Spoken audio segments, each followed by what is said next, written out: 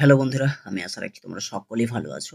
তো তোমরা যে সকল ভাই বোনেরা এসকেবি ইউনিভার্সিটির আন্ডারে বর্তমানে সেকেন্ড সেমে মেজর বেঙ্গলি নিয়ে পড়াশোনা করছো, তোমাদের কিছুদিন পরে আর ফাইনাল পরীক্ষা হতে চলেছে। তো আজকের এই ভিডিওর মাধ্যমে তোমাদেরকে একটি সাজেশন দেওয়া হবে। সাজেশনে দেওয়া প্রত্যেকটি প্রশ্ন খুব ইম্পর্ট্যান্ট।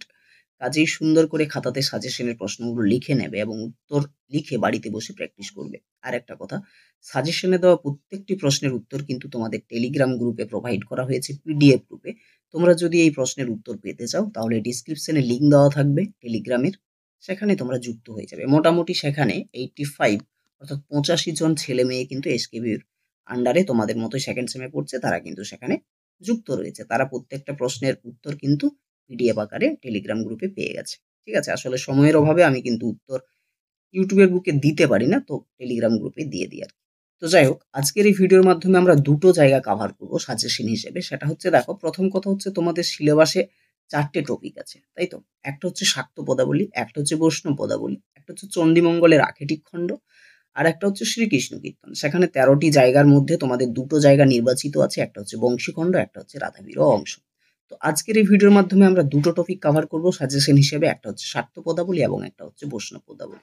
অর্থাৎ আজকে আমরা দেখে নেব শাক্ত পদাবলী থেকে তোমাদের এইবারে সেকেন্ড সেমে কি কি প্রশ্ন আসার চান্স রয়েছে প্রবলভাবে, এবং বৈষ্ণব পদাবলী থেকে কি কি প্রশ্ন আসার চান্স রয়েছে। ঠিক আছে, তো যাই হোক, আর কোনো রকম কথা না বাড়িয়ে শাক্ত পদাবলী থেকে আমরা একটু প্রশ্নগুলো দেখে নিই। ঠিক আছে, তো দেখো, শাক্ত পদাবলী থেকে একটা বিষয় সবসময় মনে রাখবে। শাক্ত পদাবলীতে আমরা সাধারণত 3টে জায়গা পাই। একটা হচ্ছে আগমনী পর্যায়, একটা হচ্ছে বিজয়া পর্যায় এবং একটা হচ্ছে ভক্তের আকুতি পর্যায়। ঠিক আছে, 3টে আমরা কিন্তু জায়গা পেয়ে থাকছি মেন।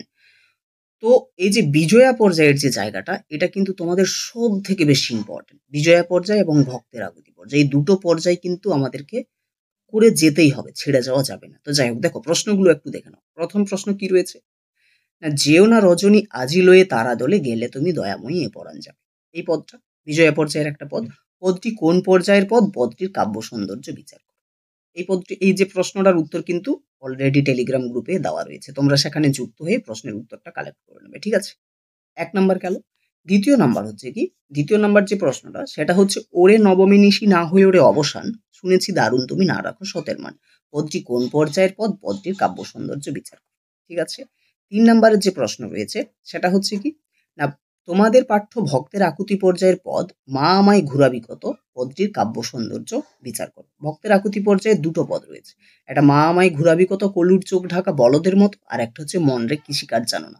তো এই দুটো পদেই কিন্তু তোমাদের খুব ভালো করে কিন্তু করে যেতে হবে। ঠিক আছে, এরপরে দেখে নাও 4 নাম্বারের যেটা রয়েছে। 4 নাম্বার যেটা আমরা প্রশ্ন হিসেবে দিয়েছি সেটা হচ্ছে, মন রে কৃষিকাজ জানো না, পদটি কোন পর্যায়ের পদ? পদটির কাব্য সৌন্দর্য বিচার করো। ঠিক আছে, ঘেমে যাচ্ছি অ্যাকচুয়ালি, ফ্যানটা চালানো নেই তো। একটু মনোযোগ সহকারে প্রশ্নগুলো একটু দেখে নাও। ঠিক আছে, 5 নাম্বারের যে প্রশ্ন রয়েছে সেটা হচ্ছে, শাক্ত পদাবলীর আগমনী ও বিজয়া পর্যায়ের পদে তৎকালীন জীবনের সমাজচিত্র কিভাবে প্রতিফলিত হয়েছে তা আলোচনা করো, অথবা আগমনী বিজয়া পর্যায়ের পদগুলিতে, এটা বাঙালি হবে, বাঙালি ঘরের কথা বড় হয়ে উঠেছে মন্তব্যটি আলোচনা করো। অর্থাৎ এই প্রশ্নটি তোমাদের যদি আসে তাহলে 10 নম্বরের আসতে পারে। অর্থাৎ এই শাক্ত পদাবলী আগমনী এবং বিজয়া পর্যায়ে আমরা যে সমাজ চিত্রটা যেটা ফুটে উঠেছে সেটা তোমাদেরকে আলোচনা করতে দিলেও দিতে পারে 10 নম্বরের জন্য। ঠিক আছে, এরপরে যে প্রশ্নটা রয়েছে 6 নম্বরের, সেটা কি না, তোমাদের পাঠ্য আগমনী ও বিজয়া পর্যায়ের পদগুলিতে মাতা মেনকার মাতৃ হৃদয়ের যে ব্যাকুলতার চিত্র ফুটে উঠেছে তা নিজের ভাষায় লেখো। তো মনে রাখবে, এটা মানে হচ্ছে মাতা মেনকার চরিত্র, দিয়েও দিতে পারে, কোনো গ্যারেন্টি তো নেই। আর আমরা অবশ্যই আগমনী পর্যায়ে এবং বিজয়া পর্যায়ে মাতৃ হৃদয়ের ব্যাকুলতার জায়গাটা কিন্তু আমরা পাচ্ছি।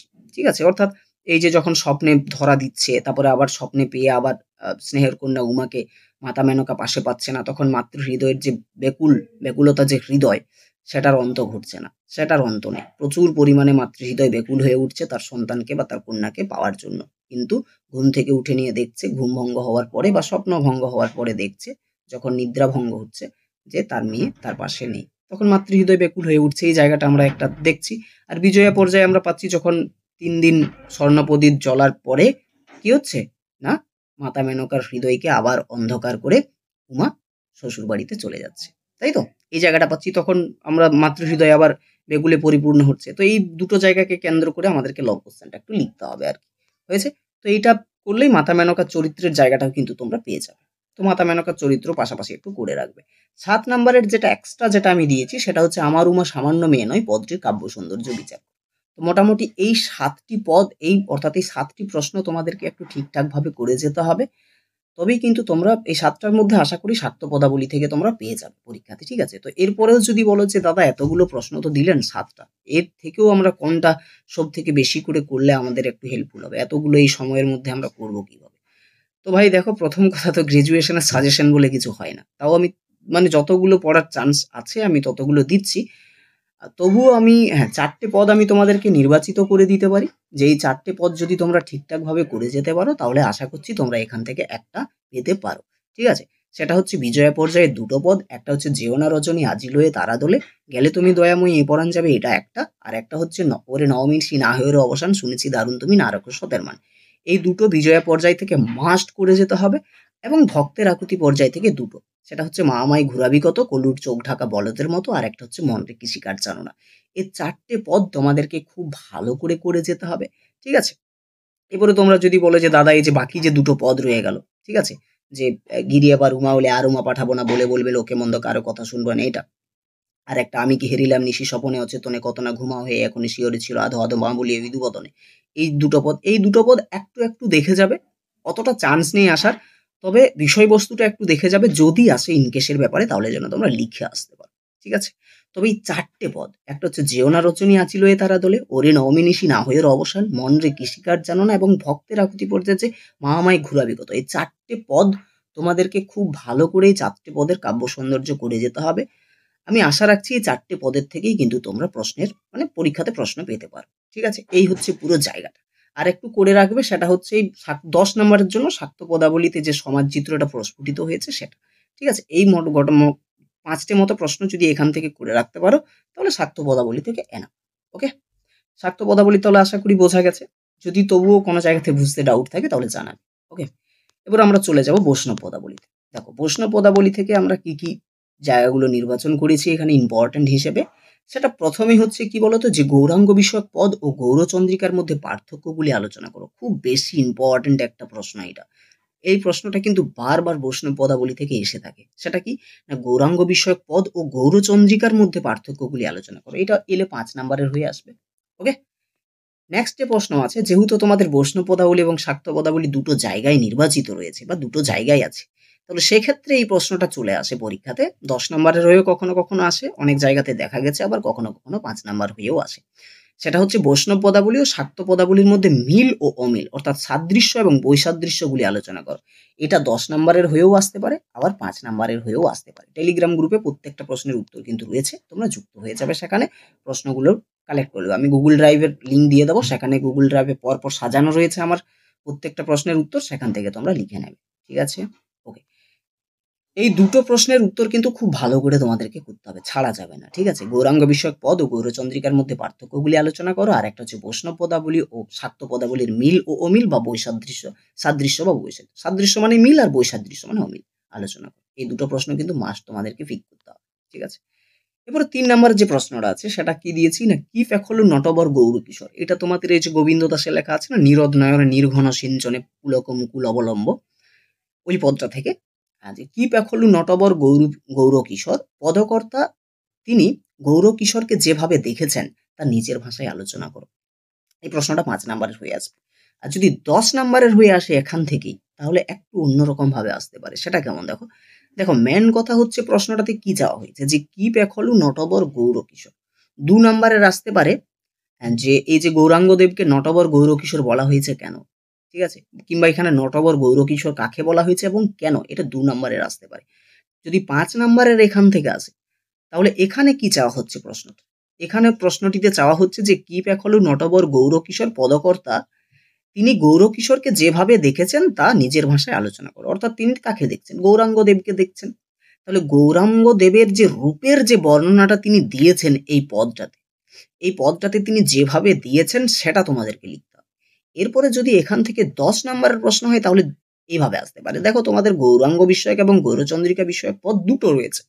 একটা হচ্ছে হাজু হামকি পেখলু নবদ্বীপ চন্দ্র করতলে করয় বয়ন অবলম্ব, আর একটা হচ্ছে নীরদ নয়নে নির্ঘন সিঞ্চনে পুলক মুকুল অবলম্ব। এই দুটো পদ রয়েছে।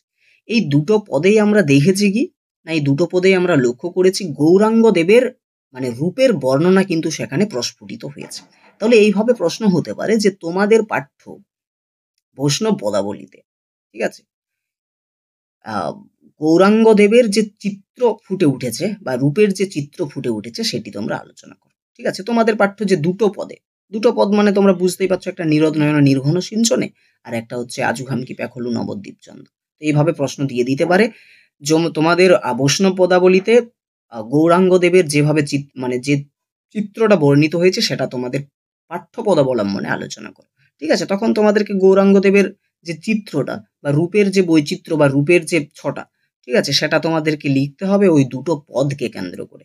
ঠিক আছে, অর্থাৎ তোমরা লিখবে যে এখানে নীরদ নয়নে নির্ঘন সিঞ্চনে এই পদটাতে এইভাবে গৌরাঙ্গ দেবের রূপের কথা বর্ণনা হয়েছে, আর রাজু খামকি প্যাকলি নবদ্বীপ চন্দ্র এখানে এইভাবে গৌরাঙ্গ দেবের রূপের কথা বর্ণনা হয়েছে। দুটোকে 5-5 করে লিখলেই সেখানে কিন্তু 10 নম্বরের উত্তর হয়ে যাবে। ঠিক আছে, তো সংমিশ্রণে একটা আসতে পারে গৌরাঙ্গ দেবের রূপের বর্ণনাকে লিখতে দিতে পারে যে দুটো পদের সংমিশ্রণে গৌরাঙ্গ দেবের যে রূপের বর্ণনা ফুটে উঠেছে সেটা আলোচনা। বোঝা গেছে? ওকে, আশা করি ক্লিয়ার করতে পেরেছি। এরপরে দেখো 4 নাম্বার প্রশ্ন, এটা 5 নাম্বারের হয়ে আসতে পারে। 50-50 চান্স আছে। ঠিক আছে, 50-50 চান্স আছে, আসতেও পারে আবার নাও পারে, তবে করে রাখবে আর কি। বৈষ্ণব শাস্ত্র অনুযায়ী মানে রসশাস্ত্র অনুযায়ী এই যে পঞ্চরস যেটা আমাদের রয়েছে কি কি সেগুলো আলোচনা করো। শুধু 5টা রস লিখে দিলে কিন্তু এখানে হবে না, এখানে 5টা রসকে বিশ্লেষণ করতে হবে। ঠিক আছে, তো কমেন্ট করে একটু জানাবে তো 5টা রস কি কি। ঠিক আছে, এটা 2 নাম্বারেরও কিন্তু আসতে পারে, প্রবল চান্স রয়েছে। পঞ্চরস কিন্তু 2 নাম্বারের অবশ্যই আসবে, এই কথাটা মনে রাখবে, পঞ্চরস কি কি। ঠিক আছে, তো এটা একটু কমেন্ট করে জানাবে দেখি যে পঞ্চরস কি কি রয়েছে। ওকে, তো এটা তোমাদেরকে লেখানো হবে, চাপের কিছু নেই। টেলিগ্রাম গ্রুপে দেওয়া নেই এই প্রশ্নের উত্তরটা, কিন্তু সেখানে দিয়ে দেওয়া হবে খুব জলদি। ঠিক আছে, 5 নম্বরের যে প্রশ্নটা রয়েছে সেটা কি না, তোমাদের পাঠ্য গোষ্ঠলীলা পর্যায়ের পদটি আমি ব্র্যাকেটে লিখে দিয়েছি যে আমার শপথি লাগে না, না ধায়ো ধেনু রাগে, কার লেখা, পদটির কাব্য সৌন্দর্য বিচার করো। ঠিক আছে, তো দেখো এখানে যেহেতু গোষ্ঠলীলা পর্যায়ের একটা মাত্রই পদ রয়েছে, ঠিক আছে, তোমাদের নির্বাচিত, সেহেতু প্রশ্নটা এইভাবেও দিতে পারে যে তোমাদের পাঠ্য গোষ্ঠলীলা পর্যায়ের পদটি কার লেখা এবং পদটির কাব্য সৌন্দর্য বিচার করো। এখানে তোমাদের এই পদটা মেনশন করতে নাও পারে, কারণ যেহেতু একটাই পদ রয়েছে সেখানে তোমাদের নির্বাচিত, সেহেতু গোষ্ঠলীলা পর্যায়ের কোনটা, মাথুর পর্যায়ের কোনটা, প্রার্থনা পর্যায়ের কোন পদটা তোমাদের নির্বাচিত রয়েছে, এগুলো কিন্তু একটু তোমাদেরকে প্রথম লাইনটা একটু মনে রাখতে হবে। ঠিক আছে, প্রথম লাইনটাকে তুলে নাও দিতে পারে যদি একটা করে নির্বাচিত থাকে তো। ঠিক আছে, এইভাবে দিয়ে দেবে যে মাথুর পর্যায়ের পদ, মাথুর কাকে বলে, তোমাদের পাঠ্যে মাথুর পর্যায়ের যে পদটা রয়েছে তার কাব্য সৌন্দর্য বিচার করো। ঠিক আছে, তো আমি এখানে তোমাদেরকে একটু লিখে দিয়েছি তোমাদের সুবিধার্থে, গোষ্ঠলীলা পর্যায়ের পদটা হচ্ছে এটা, যাবেন্দ্র রায়ের লেখা। ঠিক আছে, আমার শপথি লাগে না ধায়ো ধেনু রাগে। ওকে, এটা ভালো করে একটু করবে। এরপরে 6 নাম্বারের যে প্রশ্নটা রয়েছে সেটা হচ্ছে পূর্বরাগ কাকে বলে, তোমাদের পাঠ্য পূর্বরাগ পর্যায়ের পদটি ঘরের বাহিরে দণ্ডে শতবার, চণ্ডীদাসের লেখা। ঠিক আছে, পদটির কাব্য সৌন্দর্য বিচার করো। তো যেহেতু পূর্বরাগের পর্যায়েও তোমাদের পদ কিন্তু একটাই রয়েছে পূর্বরাগে, ঘরের বাহিরে দণ্ডে শতবার, সেহেতু এটা মেনশন করতে নাও পারে যে ঘরের বাহিরে দণ্ডে শতবার এই পদটির কাব্য সৌন্দর্য বিচার করো। সেখানে এরকম প্রশ্ন দিয়ে দিতে পারে যে পূর্বরাগ পর্যায় কাকে বলে, তোমাদের পাঠ্যে পূর্বরাগ পর্যায়ের যে পদটি রয়েছে সেটি কার লেখা এবং পদটির কাব্য সৌন্দর্য বিচার করো। ঠিক আছে, তো এটা চণ্ডীদাসের লেখা আর কি। ওকে ওকে, প্রচুর ঘেমে যাচ্ছি, যাই হোক। 7 নম্বরের যে প্রশ্নটা আমি তুলেছি সেটা হচ্ছে মাথুর পর্যায় কাকে বলে, তোমাদের পাঠ্য মাথুর পর্যায়ে পদটি কাব্য সৌন্দর্য বিচার করো, কার লেখা এবং কাব্য সৌন্দর্য বিচার করো। মাথুর পর্যায়ের পদও কিন্তু একটাই রয়েছে, সুতরাং এটা ভালো করে আমাদেরকে করতে হবে। যে পদগুলো নির্বাচিত একটা করে রয়েছে সেই প্রত্যেকটা পদ কিন্তু তোমাদেরকে করে যেতে হবে। ঠিক আছে, প্রশ্ন এইভাবে আসবে যে মাথুর পর্যায় কাকে বলে, তোমাদের পাঠ্য মাথুর পর্যায়ের যে পদটি রয়েছে সেটি কার লেখা এবং পদটির কাব্য সৌন্দর্য বিচার করো।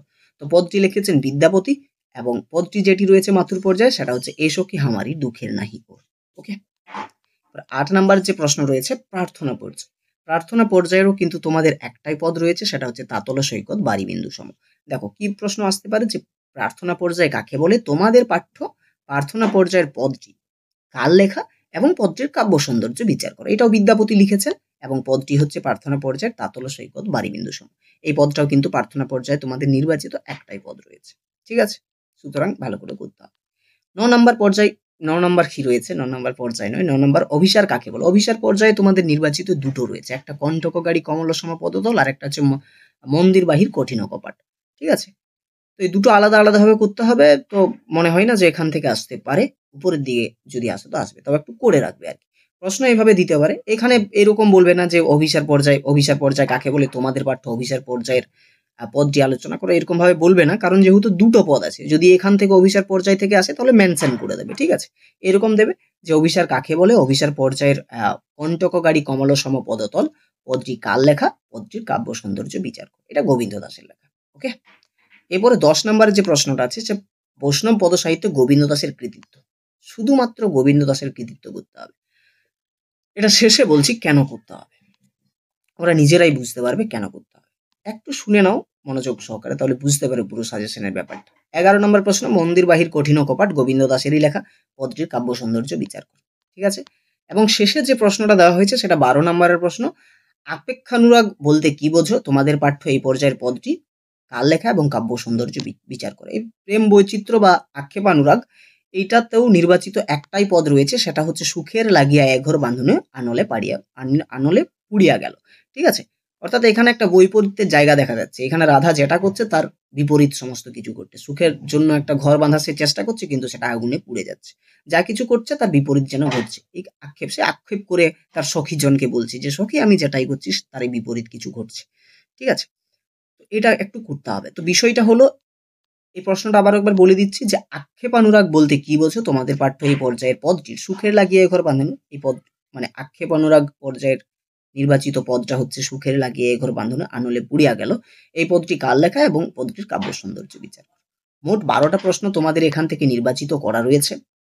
12টা প্রশ্নের মধ্যে তোমরা তো এই যে গোবিন্দ দাসের যে জায়গাটা, তোমাদের মনে এখানে একটু প্রশ্ন আসতে পারে যে দাদা প্রশ্ন এইভাবেও তো আসতে পারে যে গোবিন্দ দাসের কবি কৃতিত্ব আলোচনা করো, জ্ঞান দাসের কবি কৃতিত্ব আলোচনা করো, বিদ্যাপতির কবি কৃতিত্ব আলোচনা করো। দেখো, প্রথম কথা হচ্ছে তোমাদের এই যে বৈষ্ণব পদাবলিতে প্রথমেই তো একটা ডাউট আছে, সেটা কেমন, সিলেবাসগত একটা ডাউট আছে, একটু মনোযোগ সহকারে শুনে নেবে। প্রথম কথা হচ্ছে তোমাদের সিলেবাসে 9টা পদ আছে আর নির্বাচিত তোমাদেরকে করতে হবে 8টা, ঠিক আছে। এরপরে সিলেবাসে 9টা পদ দেওয়া আছে। তো তোমাদেরকে আমি প্রথমে একবার বলেছিলাম বৈষ্ণব পদাবলী যখন আমি আলোচনা করছিলাম ক্লাসে ইউটিউবের বুকে এখানে, তখন বলেছিলাম যে ভাই তোমাদের 9খানা পদ রয়েছে সিলেবাসে, কিন্তু তোমাদের নির্বাচিত 8টা রয়েছে, তাহলে আমরা কোন একটাকে ছাড়বো, এটা তো প্রথমে ডাউট থেকে যাচ্ছে। সেটা তোমাদেরকে বলেছিলাম স্যারকে জিজ্ঞেস করতে, কিন্তু তোমরা করেছো কিনা জানি না। তো এক্ষেত্রে একটা কথা বলি, যেহেতু তোমাদের এক একটা পদ নির্বাচিত রয়েছে 8খানা কিংবা 9খানাই বলো, সেহেতু তোমরা একটু লক্ষ্য করে দেখবে এই যে গোবিন্দ দাসের পদ কিন্তু 3টে পদ আছে তোমাদের নির্বাচিত। ফার্স্ট হচ্ছে কি, নিরোদ নয়নে নির্ঘন সিঞ্চনে একটা, আর অভিসার পর্যায়ের কিন্তু একটা রয়েছে। অভিসার পর্যায়ের দেখবে এখানে দেখো, হ্যাঁ মার্ক করে দিয়েছি, কোথায় গেল, হ্যাঁ এই যে অভিসার পর্যায়ে মন্দির বাহির কঠিন কপাট, এই জায়গাটা আমরা এটা পাচ্ছি, ঠিক আছে। মন্দির বাহির কঠিন কপাট আমরা পেয়ে যাচ্ছি, নিরোদ নয়নে নির্ঘন সিঞ্চনে আমরা পেয়ে যাচ্ছি, আর একটা পেয়ে যাচ্ছি কণ্টকগাড়ি কমল সম পদতল। এই 3টে পদ কিন্তু আমাদের নির্বাচিত রয়েছে গোবিন্দ দাসের। সেহেতু গোবিন্দ দাসের কবি কৃতিত্ব যদি বৈষ্ণব পদাবলীর নিরিখে বলা হয়, তাহলে আমরা এই 3টে পদ থেকে কিন্তু আমরা এর কবি কৃতিত্ব আমরা অবশ্যই 5 নম্বরের কিংবা 10 নম্বরের করে অনায়াসে লেখা যাবে। সেই অর্থে যদি মনে করো একটা পদ রয়েছে, এই যে যেমন জ্ঞান দাসের একটা পদ রয়েছে, এবার একটা পদ থেকে আমরা কিভাবে কবি কৃতিত্ব ওর আলোচনা করব, কবি কৃতিত্ব ওর আলোচনা করতে গেলে ম্যাক্সিমাম 2টো পদ লাগবে, তাহলে সেই অর্থে জ্ঞান দাসকে আমরা ছেড়ে চলছি, ঠিক আছে। কিন্তু গোবিন্দ দাসের যেহেতু 3খানা পদ নির্বাচিত রয়েছে তোমাদের সিলেবাসে, সেহেতু গোবিন্দ দাসের কবি কৃতিত্ব আসার কিন্তু চান্সটা একটু বেশি রয়েছে। আর একটা আসার চান্স আছে, সেটা হচ্ছে বিদ্যাপতি, কারণ বিদ্যাপতিরও 2টো পদ রয়েছে তোমাদের সিলেবাসে, একটা হচ্ছে তাতল সৈকত বারিবিন্দু সম রয়েছে, আর একটা এখানে দেখো রয়েছে এই সখী আমারই দুঃখে নাই ওর। তাহলে এই 2টো পদের নিরিখে আমরা বিদ্যাপতির কবি কৃতিত্ব আলোচনা করতেই পারি, লিখতেই পারি 5 নম্বরের। আর গোবিন্দ দাসের 3টে পদের নিরিখে আমরা গোবিন্দ দাসের কবি কৃতিত্ব অবশ্যই লেখা আছে। তাহলে গোবিন্দ দাসের কবি কৃতিত্ব এবং বিদ্যাপতির কবি কৃতিত্ব, ঠিক আছে, লজিক হিসেবে এই দুটো কিন্তু তোমাদের পরীক্ষাতে আসার চান্স রয়েছে, বোঝা গেছে।